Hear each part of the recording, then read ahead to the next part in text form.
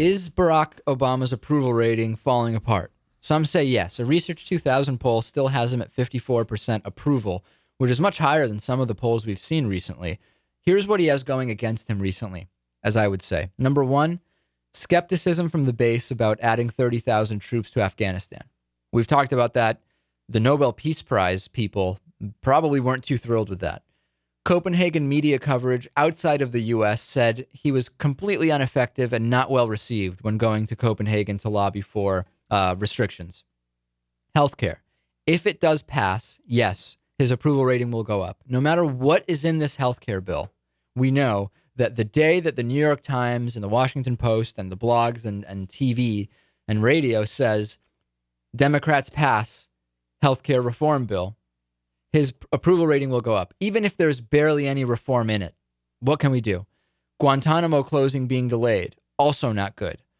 Unemployment being high, even though we talked last week about how unemployment by itself is not an indicator of how things are going, his opponents will harp on it.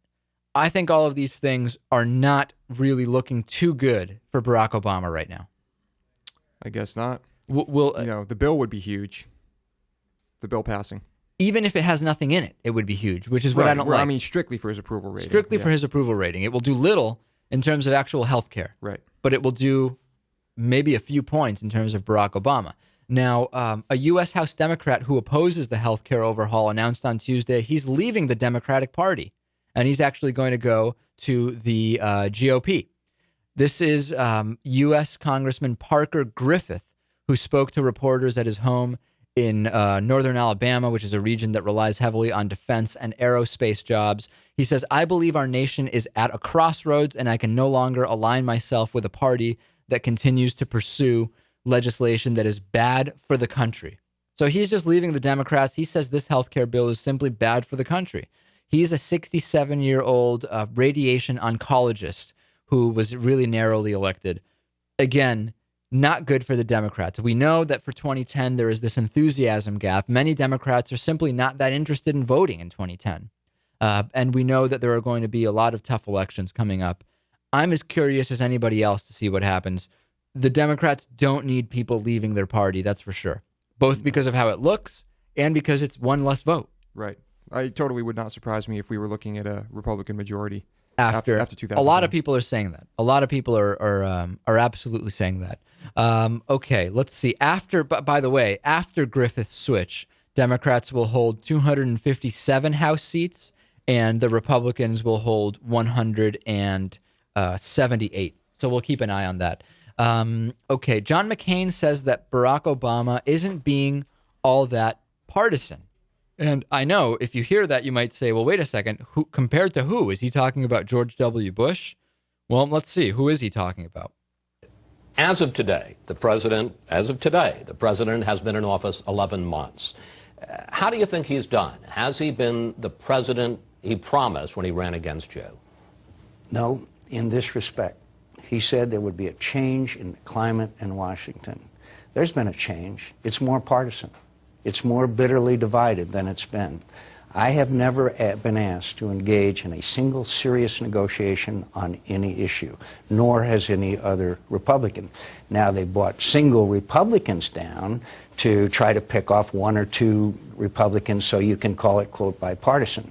There's never been serious across-the-table negotiations on any serious issue that I have engaged in with, and I and others have engaged in with other administrations, both Republican and Democrat. Okay. Who on earth is John McCain comparing this administration to? Is this administration, and I'm willing to consider it, I just don't think it is, more partisan than the Bush administration? I mean, remember what happened with the Iraq War. So many people indicating that this is just not a good idea. Let's think of something else. Let's do something different. I don't remember there being any conciliatory tone. Well, we do know that a lot of Democrats, including some of the ones that are in office right now, voted in favor of the war. They did. And when it came to the vote, they did vote well, hold on a second. They voted to give George W. Bush the power to decide about that. Right. Now, yes, you have to say, they're not stupid, right? We know what's going on in Iraq. We know why that's being... Right. I mean, after, it came out that perhaps they were misled. Right. So some could argue that it was the war which divided the party more. But to say that Barack Obama is more partisan and more, and I don't even know that partisan is the right word. It seems divisive is a better term than the George W. Bush administration strikes me as very odd. And later McCain was asked, "Are you saying that Barack Obama is more partisan than Bill Clinton even?" For skipping back over George W. Bush, as if George W. Bush, to Chris Wallace in this interview, doesn't exist. Amazing. And to me, I believe that the Barack Obama administration has been very partisan lately. They won by more than George W. Bush won. The agenda was clear. There were very specific things which Barack Obama wanted to achieve. Has he achieved a lot of them? No. I think that so far a lot of Barack Obama's initiatives have not gone well, and that goes to his low approval rate, or dropping approval rating, we should say. It's not low yet. But to say that the Bush administration was significantly less partisan than the Obama does not strike me as particularly accurate. I don't see it, but I agree with you. I think that's the wrong word. Sarah Palin. Sarah Palin and her husband decided to take a vacation to where else but Barack Obama's home state of Hawaii. Now, I know Sarah Palin might not actually admit that Barack Obama's home state is Hawaii. She thinks it's perfectly reasonable to ask for not the short form birth certificate, Lewis. You know which one we need. We need that long form birth certificate to really know where Barack Obama's from. She was spotted in Hawaii with a John McCain baseball hat, but the McCain part was blacked out with some kind of tape or marker. And apparently this is part of Sarah Palin wanting to take an incognito vacation. So wear the John McCain hat, but black out his name. That's the way to take an incognito vacation. Strange. Really strange decisions being made by Sarah Palin politically, and even in terms of how to dress, apparently.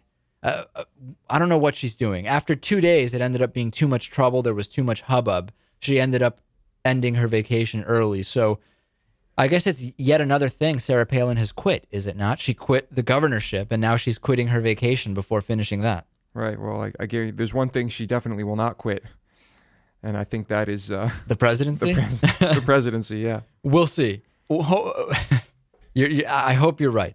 I can't imagine a situation where Sarah Palin will be elected and then resign as president of the United States. I hope it does not. I hope it doesn't happen.